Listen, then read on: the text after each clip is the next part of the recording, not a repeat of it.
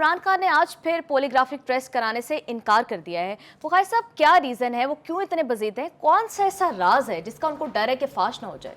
اس سادگی پہ کون نہ مر جائے ہے خدا۔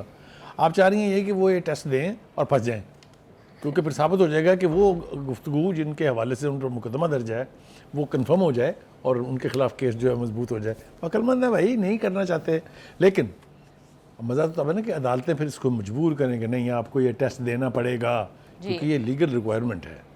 ٹھیک ہے، اب یہ ایسا ہوگا کہ نہیں ہوگا یہ تو چل کے آگے بڑھ کے دیکھتے ہیں۔ دوسری طرف یہ ہے کہ پی ٹی آئی نا، اگلا سوال آپ کا میں پریمپٹ کر رہا ہوں اس کو، جی وہ عادی ہے اپنی سہولت کار عدالتوں کی، چاہے وہ ثاقبی عدالتیں تھیں، چاہے وہ گلزاری عدالتیں تھیں، چاہے وہ کھوسوی عدالتیں تھیں، چاہے وہ بندیالی عدالتیں تھیں۔ وہاں جا کے کوئی بھی مقدمہ لے کے جائیں، ساتھ ہی فیصلہ اپنے ہاتھ میں لے کے آئیں۔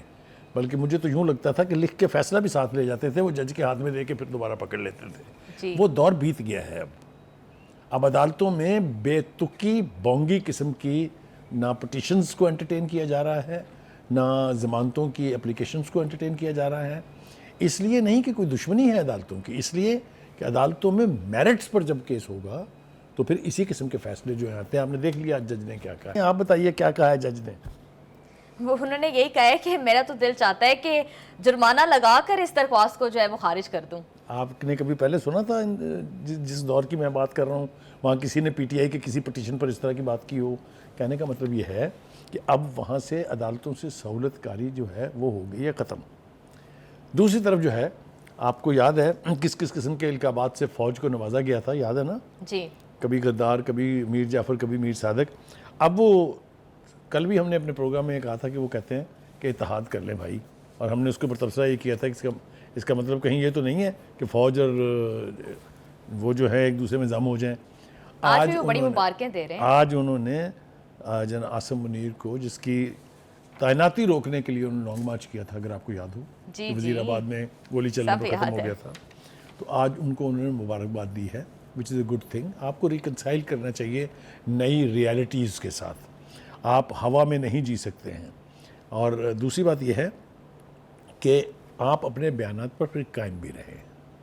آپ صبح کچھ کہتے ہیں، شام کو کچھ کہتے ہیں، دن میں کچھ کہتے ہیں، اور انتہائی ڈھٹائی سے بغیر کسی شرمندگی کے آپ یو ٹرن لے لیتے ہیں۔ اور یو ٹرن کے حوالے سے میں بتاتا چلوں کہ جو بانی پی ٹی آئی ان کا خیال یہ ہے کہ یہ ایک بڑے لیڈر کی نشانی ہے کہ وہ اپنے لفظوں پہ قائم نہ رہے۔ یہ ہم نے پہلی دفعہ سنا ہے۔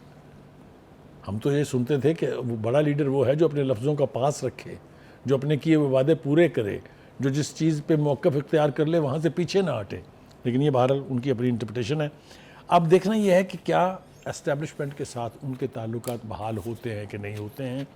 ایسا کوئی اشاریہ ہمیں نہیں مل رہا ہے جس سے ہم یہ کہیں کہ شاید یہ ہو جائے، بیکاز جس قسم کی یعنی آپ کہیے مخاصمت رہی ہے دونوں کے بیچ، پی ٹی آئی، بانی پی ٹی آئی اور اسٹیبلشمنٹ کے بیچ، اس میں بہت جلدی کسی ایسے انقلابی اقدام کی توقع نہیں کی جا سکتی کہ وہ پھر ایک دوسرے کے ساتھ شیر و شکر ہو جائے۔ ایسا مجھے ہوتا دکھائی نہیں دیتا۔ جی بخاری صاحب، آپ بالکل ٹھیک کہہ رہے ہیں۔ پی ٹی آئی لیڈران کے بیانات سے تو یوں لگتا ہے کہ پی ٹی آئی کے دل میں بڑی خواہش ہے کہ اسٹیبلشمنٹ سے ان کے رابطے جو ہیں وہ استوار ہو جائیں، لیکن کچھ اینالسٹ کا اس پر یہ کہنا ہے کہ بہت دیر کی مہرباں آتے آتے۔